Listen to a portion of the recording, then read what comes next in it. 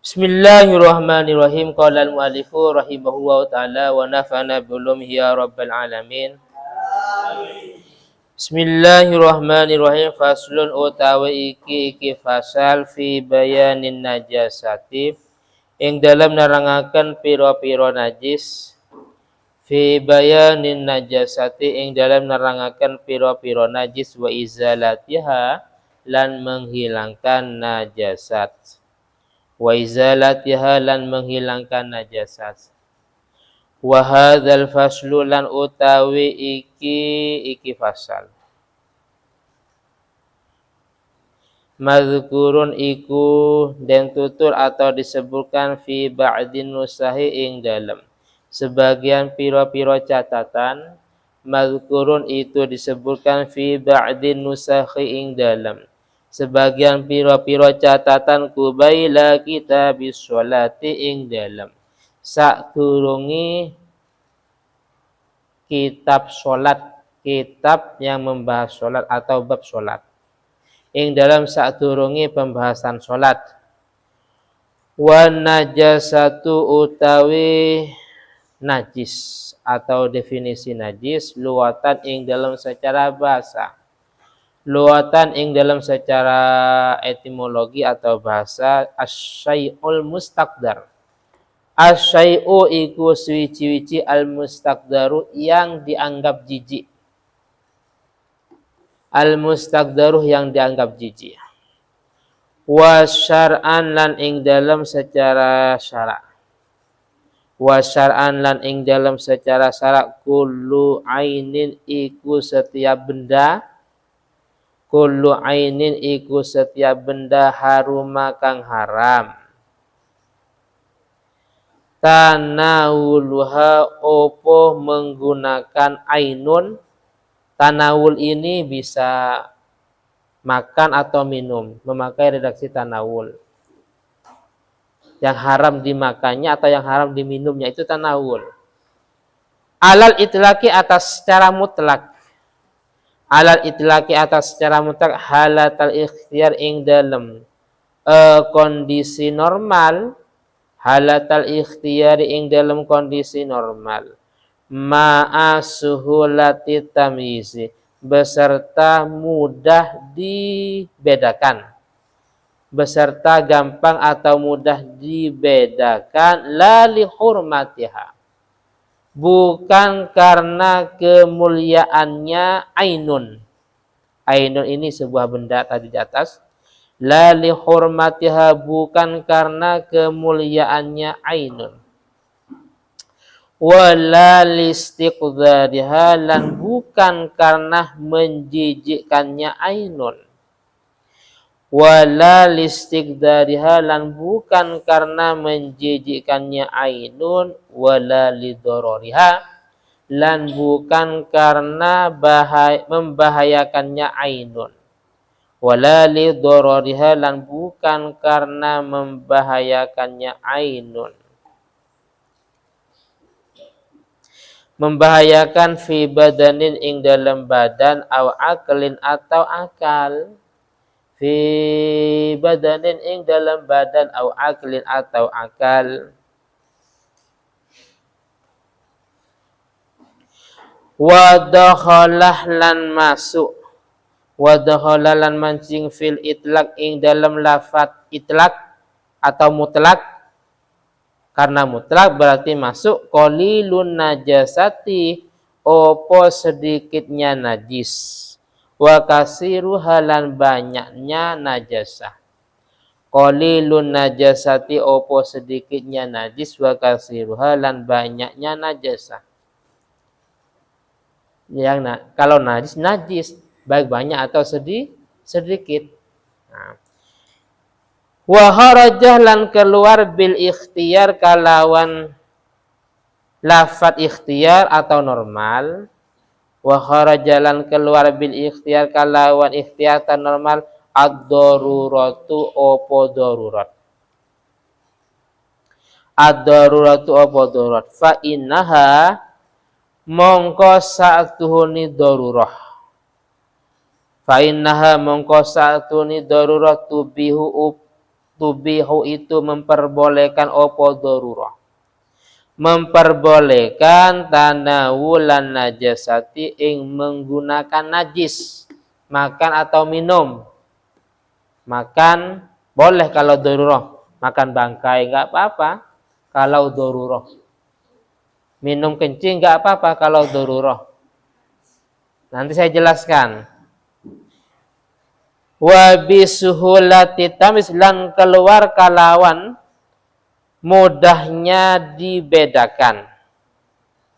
Lan keluar kalawan mudahnya dibedakan aklut dudi al-mayyiti opo memakan ulat yang mati. Enggak apa-apa, halal itu. Suci ya. Opo memakan ulat yang mati. Ulat yang mati itu fi jubnin ing dalam keju. Au fakihatin atau buah-buahan. Fi jubnin ing dalam keju au fakihatin atau buah-buahan. Wa nahwi dzalika lan sesamanya yang disebutkan. Wa kharajah lan keluar biqaulihi kalawan ucapannya Kiai Musannif, yaitu la lihurmatiha. Lafat la lihurmatiha. Maknanya di atas, bukan karena kemuliaannya benda. Bukan karena kemuliaannya benda. Apa yang keluar? Maitatul adami, opo bangkainya manusia. Maitatul adami, opo bangkainya manusia. Wabi azamil istiqdar lan keluar dengan tidak menjijikkan. Lan keluar dengan tidak menjijikkan al-maniyu opo mani. Wa nahwu dan sesamanya. Mani dan saudaranya. Wa binafyid dorori lan keluar kalawan tidak membahayakan. Dan keluar kalawan tidak membahayakan al-hajaru opo batu. Wan nabatu lan tumbuh-tumbuhan al-mudiru yang membahayakan. Membahayakan bibadanin kalawan badan au aklin atau akalis. Sekarang penjelasan terkait masalah najis. Mulai dari definisinya, macam-macam najis, dan cara mensucikan najis. Pembahasan ini dalam kitab yang lain, dalam redaksi yang lain, disebutkan dalam sebelum pembahasan sholat. Sebelumnya. Jadi, pembahasan najis baru sholat. Kalau di sini masih jauh, di sini pembahasan najis, terus ada penghalang yaitu haid nifas, baru sholat. Tapi kalau di kitab-kitab yang lain, redaksi yang lain, pembahasan najis, baru sholat. Kalau di sini enggak. Najis, setelah itu masih ada pembahasan lagi tentang masalah macam-macam darah. Haid, nifas, istihadah, dan yang lainnya, baru pembahasan tentang sholat. Nah, itulah bedanya masalah peletakan. Definisi najis secara bahasa yaitu setiap sesuatu yang dianggap jijik. Berarti kalau dianggap jijik itu najis, tapi secara bahasa. Berarti kalau secara bahasa mani itu najis secara bahasa. Kenapa? Mani itu jijik apa enggak? Jijik. Suci apa enggak? Suci. Najis secara bahasa. Tapi secara pandangan ulama fikih, secara syara, itu bukan najis. Nanti ada penjelasannya. Paham ya? Walaupun jijik, itu tetap suci. Atau mungkin biasanya kalau pilek, yang keluar dari hidung, itu kira-kira jijik apa enggak? Jijik. Terus suci apa najis? Suci padahal jijik. Nah. Adapun definisi najis secara syara, secara istilah itu setiap sesuatu yang haram untuk tanawul, yang haram digunakan, yang haram dimakan, haram diminum. Darah itu diminum boleh apa enggak? Enggak boleh. Kencing itu boleh apa enggak diminum? Enggak boleh. Jadi, ini batasan yang pertama. Setiap sesuatu yang haram dimakan atau diminum atau yang lain. Jelas. Yang pertama, keharaman itu secara mutlak. Artinya mutlak entah sedikit atau banyak. Berarti kencing itu najisnya mutlak. Baik kencing itu kadarnya sedikit atau kadarnya banyak. Paham ya? Darah itu najis, baik sedikit atau banyak. Cuma nanti di belakang dimakfu dengan catatan tertentu. Contohnya ada bisulnya, ada jerawatnya. Waktu sholat peras, ternyata dari jerawatnya keluar nanah. Nanah itu najis apa suci? Najis. Waktu sholat, dari jerawatnya keluar nanah, keluar darah. Ustadz, ini gimana sholatnya, batal apa enggak? Kalau dianggap suci, enggak batal. Kalau dianggap najis, berarti batal. Maka dijelaskan. Kalau memang pertama, itu keluar sendiri, tanpa diotak-atik. Yang pertama. Yang kedua, kadarnya sedikit. Oh, berarti itu namanya tetap najis, tapi dimakfu. Karena dimakfu, berarti sholatnya sah. Bukan berarti suci, tetap najis, tapi dimakfu. Paham ya? Bedanya kalau memang peras waktu sholat jerawatnya diotak-atik, ternyata keluar darah.